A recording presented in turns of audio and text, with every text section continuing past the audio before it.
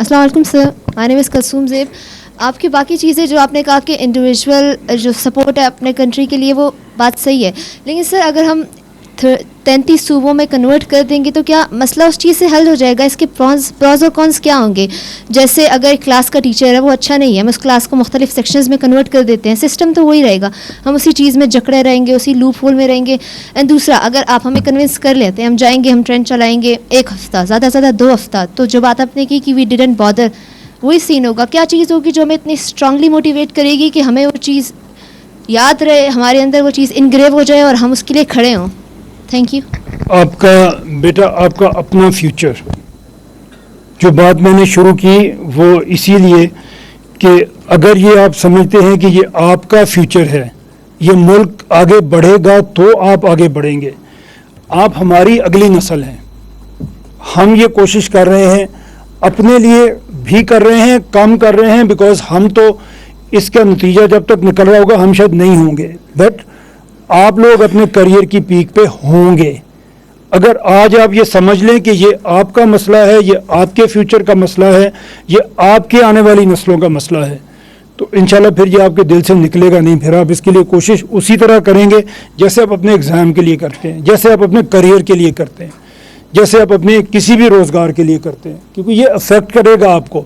आप कभी जब यहाँ से जाएँ तो आप इसको सोचें कि अगर एक अच्छी सोसाइटी में आप रह रहे होंगे तो आपकी अपनी सेल्फ डेवलपमेंट कितनी होगी, आपकी आने वाली नस्लों की कितनी होगी, आपको कितनी कम स्ट्रगल करनी पड़ेगी अपने करियर को बचाने के लिए, आगे लेके जाने के लिए, अगर आपकी सोसाइटी आपकी सपोर्टिव होगी। तो मैं एक बात कभी करता हूँ, अभी हमारे वो अरशद नदीम साहब हैं जो नेज़ा फेंकते हैं, जब वो जीत के आ गए तो हर किसी ने उसका क्रेडिट लिया, प्राइम मिनिस्टर से लेके नीचे तक, जो भी जिसके भी वो काबू है उसने उसका क्रेडिट लिया। लेकिन उससे कभी आप पूछें, उसको ये मेडल जीतने के लिए पहले इस सिस्टम को डिफीट करना पड़ा। सिस्टम ने उसको सपोर्ट नहीं किया, उसने सिस्टम को डिफीट किया, फिर वो वहाँ तक पहुँचा।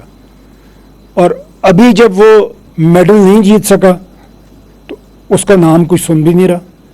अगर इस लेवल का प्लेयर हमारे पास किसी अच्छी सोसाइटी में हो तो वो बजाय उसको गाड़ियाँ देने के और उसको खाने खिलाने के, उसको वर्ल्ड क्लास की कोचिंग देने पे फिक्र करते, उसको उसकी हेल्थ की फिक्र करते, उसकी फिटनेस की फिक्र करते।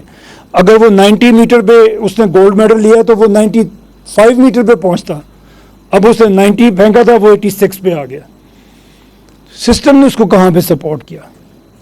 तो सिस्टम सपोर्टिव होना चाहिए, लेकिन अगर नहीं भी होता तो फिर वो बन तो गया था, उसने अपनी हिम्मत पे वो आगे तो निकला था।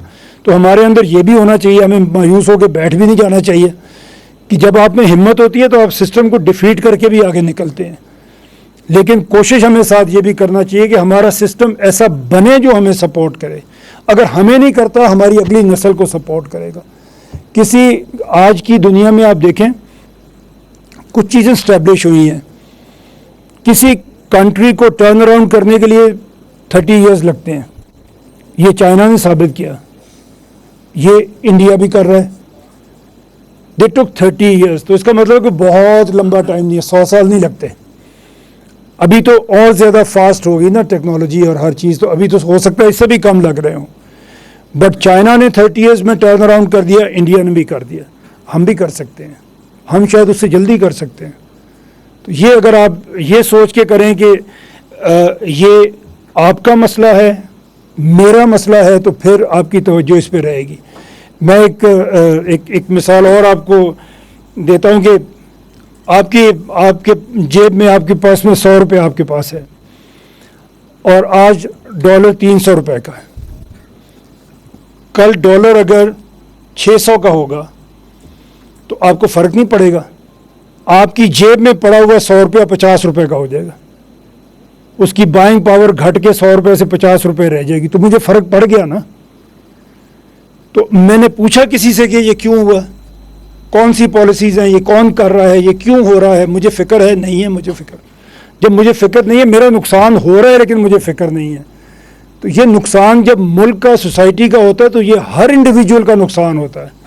हम फील नहीं करते हम परवाह नहीं करते वो एक बात है, लेकिन स्टैंडर्ड ऑफ लिविंग हम सबका नीचे गिरता है, तो वो हमने देखना है। हमें हमारी इनकम कम हो जाती है, इन्फ्लेशन हो रहा होता है, चीज़ें महंगी हो जाती हैं, हम मुश्किल में रहना शुरू कर देते हैं, लेकिन हम सवाल नहीं पूछते। हमें ये सवाल पूछने चाहिए और हर किसी से पूछने चाहिए।